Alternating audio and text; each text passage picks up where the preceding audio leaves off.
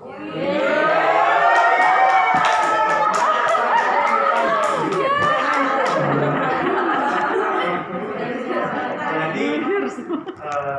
utamanya dulu itu lah saya dibilang seperti itu. Perempuan banyak dipengaruhi oleh misalnya siklus hormonal. Kalau laki-laki kan tidak ya. Jadi itu juga bisa menjadi penyebab kenapa perempuan angkanya lebih tinggi. Kemudian kalau prevalensi pada gangguan medis lain sekitar 25%, lebih besar lagi ya. Pasca stroke itu banyak ya. Cuma memang kita di sini masih belum lazim lagi ya. Kita di rumah sakit umum pusat di sini belum lazim. Kita masih belum seperti di rumah sakit dengan kota-kota besar yang boleh dikatakan, apalagi rumah sakit pendidikan, lebih berjalan sistem konsul. Ya. Sudah rutin memang kalau orang dengan stroke pasti akan sama-sama dengan psikiater. Orang kanker pasti akan tangan dengan psikiater. Itu sudah rutin dan sudah menjadi SOP di sana. Kalau di sini tunggu konsul, baru saya pikir lihat. Yang syukur kalau dikonsul, kalau tidak berarti hanya ditangani oleh mereka. Mungkin mereka pikir belum terlalu ada tanda-tanda depresi yang menonjol dan belum perlu intervensi. Cuman ya itu tadi saya bilang, kita sering kecolongan. Sudah lewat baru kita pikir jangan dia depresi, kita sudah telat. Ya, karena pasien dengan gangguan organik terus ada depresi itu akan lebih mempercepat atau lebih memperburuk penyakit organik. Pasien usia lanjut 50% tinggi. Sekali lagi, depresi pada usia lanjut susah mau dilihat dengan kasat mata. Orang yang tua agak keriput kan kusut tau mukanya. Dengan orang depresi kan hampir sama. Jadi kita juga tahu ini depresi atau enggak. Itu dari appearance, tampilan. Belum dengan berbagai macam defense daripada orang tua yang tadi saya bilang. Tidak pernah mau mengatakan bahwa dia mempunyai masalah psikologi.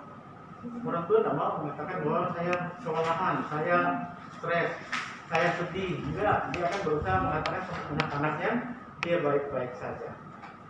Padahal dia simpan-simpan, dia sudah lebih banyak kurung diri di kamar, atau yang tidak nges. Ditanya bapak kenapa? Soalnya atau ada mau bikin acara nih bapak kenapa di kamar? Soalnya bapak tidak di dalam kamar kan? Kakak sudah tahu dia berkurung sebenarnya di kamar. Karena apa? Mungkin dari awal mau bikin acara pesta, dia tidak pernah ditanya. Dia tidak pernah kita perankan. Itu paling sering terjadi tanpa kita sadar. Orang tua kita pikir, tidak usah mikir ini, tidak usah kerja ini, tidak usah. Jadi tidak ada peran lagi. Nah, orang tua tidak ada peran. Dia rasa betul-betul dia tidak berguna lagi. Itu yang kita buka kecolongan. Jika dibilang depresi pada usia lanjut pun banyak, hanya itu tidak screening dengan baik. Depresi pada penyakit kronis seperti di layar ya, termasuk epilepsi tadi ada tanya sampai 60%.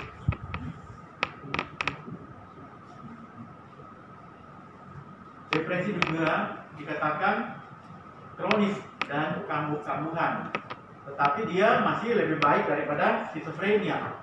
Kalau skizofrenia, misalnya ada garis baseline, dia skizofrenia stop, dia begini terus tidak pernah sampai di baseline sembuh total, tidak pernah.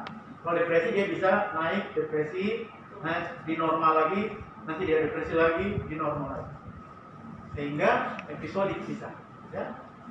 Prognosisnya masih lebih baik.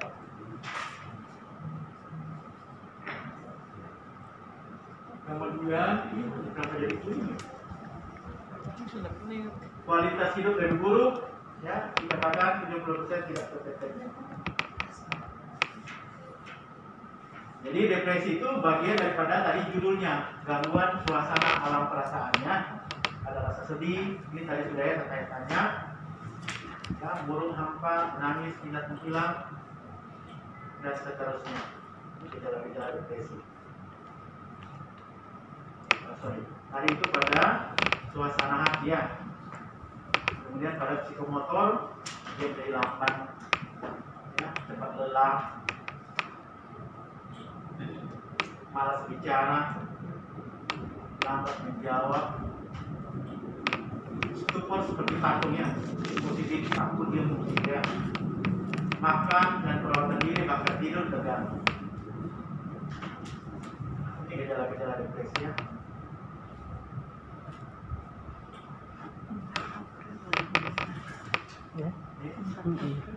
Ini gangguan fungsi kognitifnya, minder, tidak percaya diri, rasa bersalah yang berlebihan, pesimis, tidak berguna, konsentrasi buruk, mudah lupa, ide-ide kematian, bunuh diri. Kita di sini punya gejala ini nggak kira-kira? Ada nggak di antara gejala-gejala ini ada di kita? Tidak ada? Ada. Berarti kita gejala. Jadi ada istilahnya simptom gejala. Ada istilahnya sindrom, kumpulan gejala. Ada istilahnya disorder, sudah gangguan. Jadi kita di sini bisa punya simptom, bisa punya sindrom, tapi disorder belum tentu. Ya tahu? Kalau konsentrasi, kita masih bagus kan di sini? Ya, angkat tangan yang masih bagus. Pegang coba. Tadi pendengar masih bagus kira-kira. Masih. Iya. Masih. Sedikit masih. Umur ada yang sudah di atas 50. Satu orang.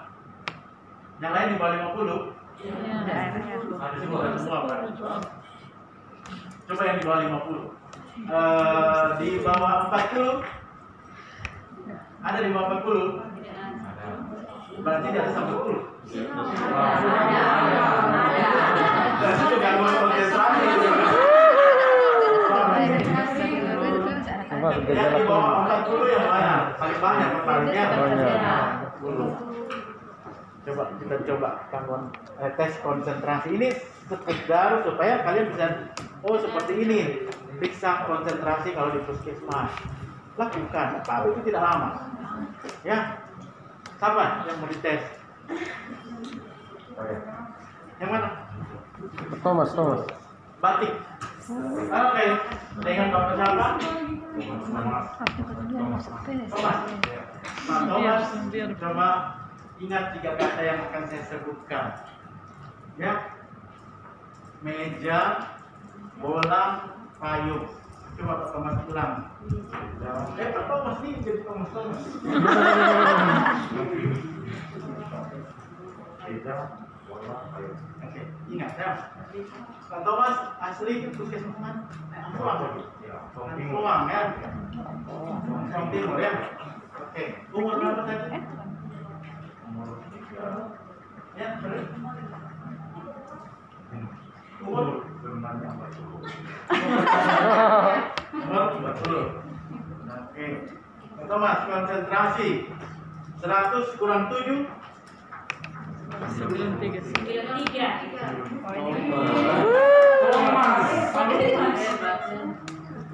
Coba Pak Thomas satu dulu ya. Pak Thomas, konsentrasi 100 kurang 7. 93.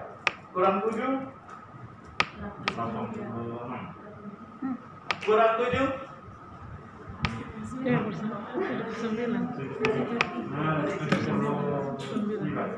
Kurang 7. 72. Kurang 7. 65.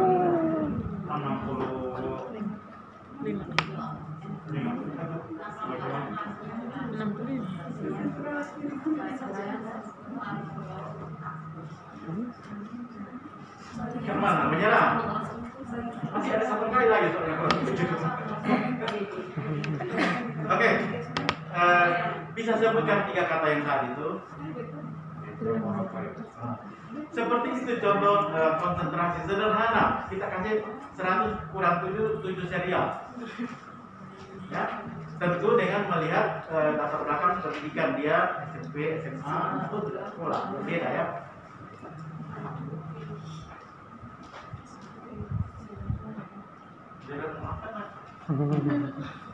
Jadi kita bisa lakukan karena di puskesmas supaya kita bisa jangan ini ada gangguan konsentrasi. Ya, tentu kita lakukan tidak hanya sekali langsung bilang ini gangguan dia. Nanti ulang terus cek yang lain-lain lagi ya untuk mengetahui apakah dia ada gangguan konsentrasi. Kemudian ada ide-ide bunuh diri, ya. Tadi juga saya. Kemudian ini, ya. Gangguan makan tadi saya bilang, ya, bisa berkurang, bisa meningkat. Tidur tidak hanya insomnia, tapi hipersomnia, susah tidur atau mudah ngantuk. Kemudian fungsi seksual, penurunan gairah seksual, ini paling susah mau ditanya lagi, karena kita selalu tabu mau bertanya tentang ini. Padahal paling gampang diketahui dengan indikator ini sudah. Kemudian gangguan somatik, keluhan-keluhan, sakit kepala, sakit lain-lain semua. Periksa laboratorium normal semua. Tapi suka mengeluh sakit-sakit seperti ini, macam-macam ya. Ini depresi. Jadi ini ringkasan tadi toh. Ada gejala utama, ada gejala tambahan.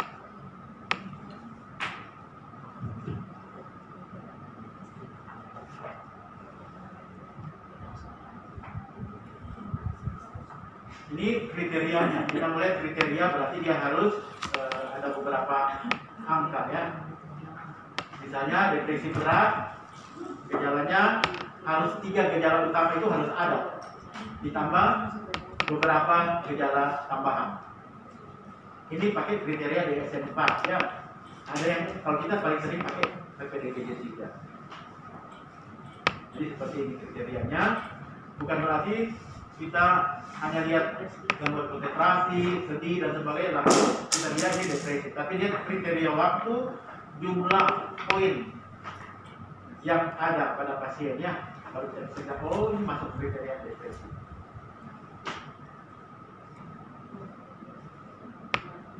Ini yang tadi ya, dampak depresi pada gangguan medis umum atau penyakit fisik. Dia memperberat prognosis, morbiditas, bahkan mortalitas. Ya. Misalnya orang COVID-19, terus dia shock, hanya depresi juga. Depresi dia menjadi malas makan, ya. Kemudian katanya menurunkan daya tahan tubuh, memperberat COVID-nya, ya. Itu contoh. Menimbulkan atau memperparah gejala-gejala gangguan medis, meningkatkan angka perawatan kembali, dia masuk keluar rumah sakit ya. Ini depresi pada gangguan medis umum. Termasuk terakhir mempengaruhi kualitas hidup.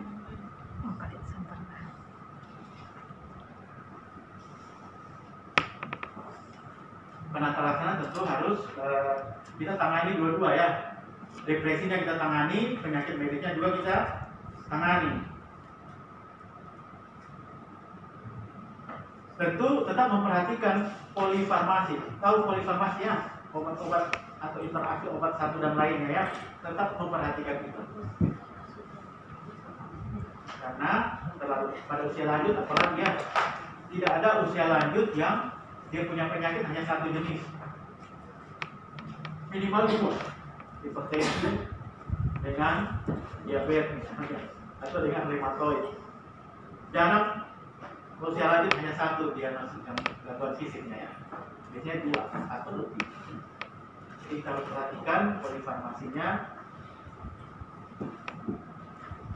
katanya paling bagus penanganannya dengan obat-obatan dan psikoterapi. Ini kalau psikoterapi itu andalan daripada spesialis jiwa ya.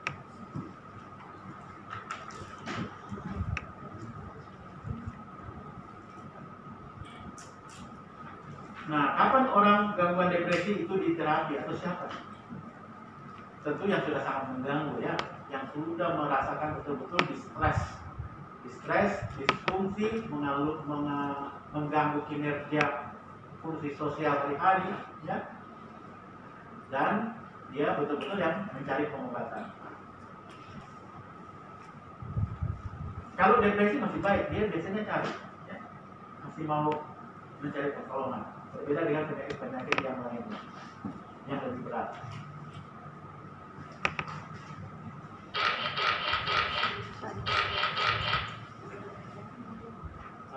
Ini kita ketahui bahwa penyebab gangguan jiwa selalu ada atau disebabkan oleh 3 aspek, biologis maupun psikologis dan sosial. Begitu juga dampak atau penanganannya. Penanganannya juga ada 3 aspek ini ya. Jadi tujuan pengobatan daripada gangguan depresi adalah menurunkan atau menghilangkan tanda dan gejala, mengembalikan fungsi utama, serta meminimalkan risiko atau relaks. Itu tujuannya. Sama seperti penyakit yang lain ya. Hubungan pasien tentu dokter, pasien, dan kerabat. Jadi itu 3 hubungan itu yang harus kita pegang baik-baik ya, untuk penanganan pasien gangguan depresi. Kerabat itu sangat perlu karena dialah menjadi support system daripada pasien ya.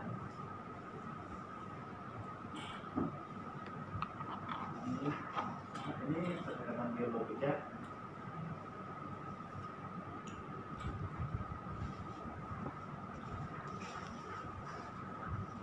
Obat-obat tentu sangat penting. Kenapa? Tidak seperti sampai di satu orang awam pun kalau bilang orang dengan depresi, dia tidak bilang harus minum obat. Biasanya dia bilang, oh dia hanya butuh supaya ada teman bercerita. Salah. Dokter mungkin bisa bercerita, tanya-tanya kok dia gali-gali ini. Dong pikir saya mau gali ini hanya 15 menit ini. Gali ini mesti ada sesinya ya. Untuk mungkin dia ingat saya bercerita saja, tidak usah kasih obat. Kita ketahui gangguan depresi disebabkan oleh ketidakstabilan daripada neurotransmitter di otak. Kalau saya juga bilang neurotransmitter itu pada keluarga pasien adalah zat-zat kimia yang ada di otak, supaya dia tidak susah mengerti. Oh, zat-zat kimia. Kita bilang neurotransmitter nanti bingung. Oh, neurotransmitter.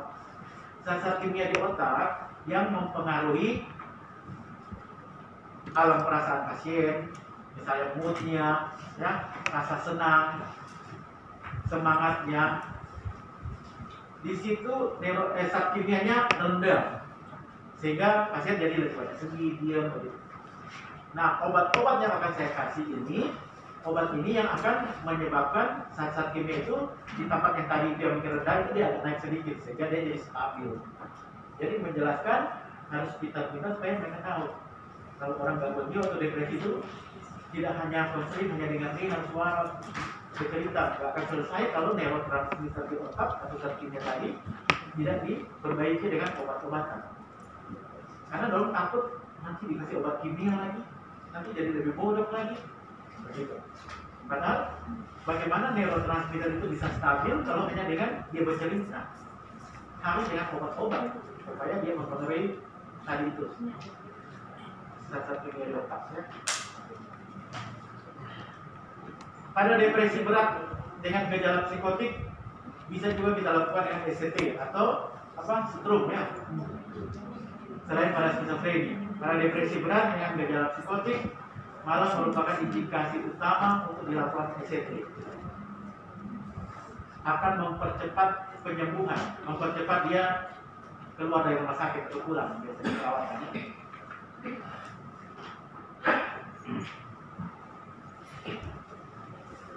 Oke, kalau penanganan selain obat-obat, tadi saya bilang ada psikoterapi ya. macam-macam psikoterapi. Ini hanya contoh, ini ada terapi kognitif, ada terapi interpersonal, ada terapi perilaku. Sebenarnya mungkin teman-teman perawat, dokter, mungkin ada yang sudah melakukan terhadap pasien, tapi belum bisa digolongkan, oh ini yang jenis terapi kognitif, oh ini yang namanya interpersonal, oh ini yang terapi perilaku. Saya rasa kita sudah bisa juga melakukan, atau sudah sering melakukan, hanya secara lengkap dan secara identifikasi kita yang tidak tahu ini jenis apa. Ya.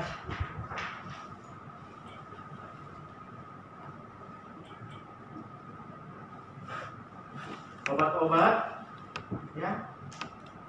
Nah sekarang obat-obat di puskesmas ada nggak ya obat-obat antidepresan? Ya, tidak ada sama sekali.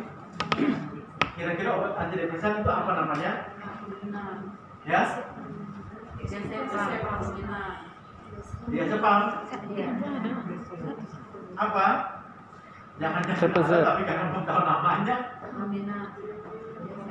Amitriptilin, obat lama. Ya. Hanya amitriptilin sekali lagi itu sudah lama obatnya. Kekurangan amitriptilin itu sebaiknya pada usia di atas 40 tidak diberikan, karena dia mempengaruhi jantung. Kalau pada usia muda boleh. Yang bagus sekarang kalau boleh ada di puskesmas golongan SSRI. Misalnya fluoxetine atau calcetine, itu relatif aman. Ya, jadi ya dinas kesehatan mungkin juga bisa mempertimbangkan supaya obat-obat ada, karena habis pelatihan terus ternyata ada gejala depresi, kita mau bikin apa? Tidak ada obat, ya. Ternyata kita hanya rujuk lagi. Kan memenuhi kriteria tadi tidak susah. Bisa kita tegakkan bersama dengan dokter ya.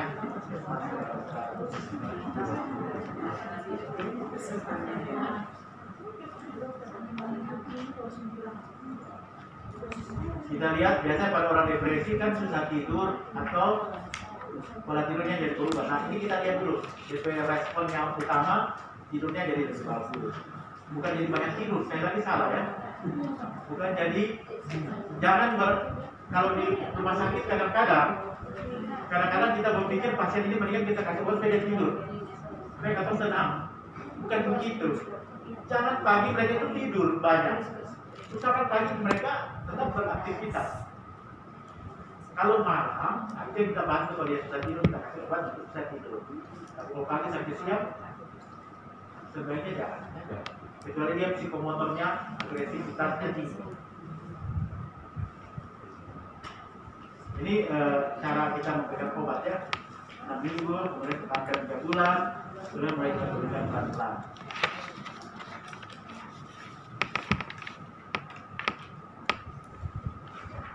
Jadi kalau depresi ringan, kita tidak berikan obat. Kita hanya memberikan KIE, kita memberikan bertukar bilang surhat supaya dia lega, kita memberikan opsi-opsi alternatif. Ya. Tapi kalau sudah kriteria sedang, apalagi berat, berarti harus dikasih obat-obatan. Kemudian obat depresi dengan gejala psikotik harus diberikan obat, depresi yang berulang harus diberikan obat, ya, dan seterusnya. Ini permintaan pasien ini tidak begini sebenarnya ya. Tidak semua pasien minta terus kita kasih. Harus ada penilaian klinis. Anti kecilnya. Ini jenis obat antidepresan. Yang saya bilang tadi itu SSRI, serotonin selective reuptake inhibitor. Itu yang sekarang boleh katakan aman, baik dari anak-anak sampai usia lanjut. Ya. Kalau amitriptilin, golongan trisiklik atau tetrasiklik sebaiknya pada usia muda. Kalau 40 ke atas lebih baik dihindari ya. Ini contoh obat. Mungkin dinas kesehatan biasanya hanya ada amitriptilin. dari zaman saya dulu tahun sekian, nanti dipilih sih, harusnya sudah boleh berganti nih. Sekarang kita tahun begini, rubah pakai yang SSRI, obat-obat yang terbaru dan relatif lebih aman.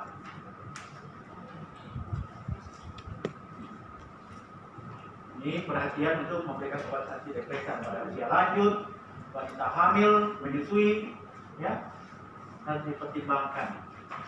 Karena ada obat-obat yang bisa melewati air susu ibu. Nanti berarti dia harus dikasih pengganti ASI. Ini yang harus kita perhatikannya.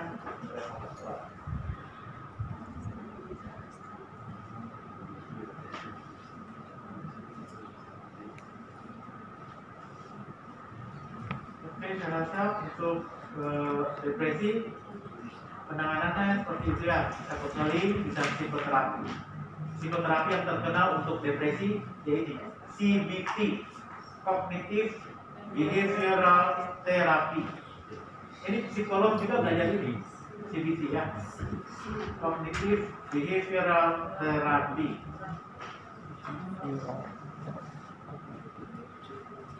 Oke, ada yang mau bertanya tentang depresi?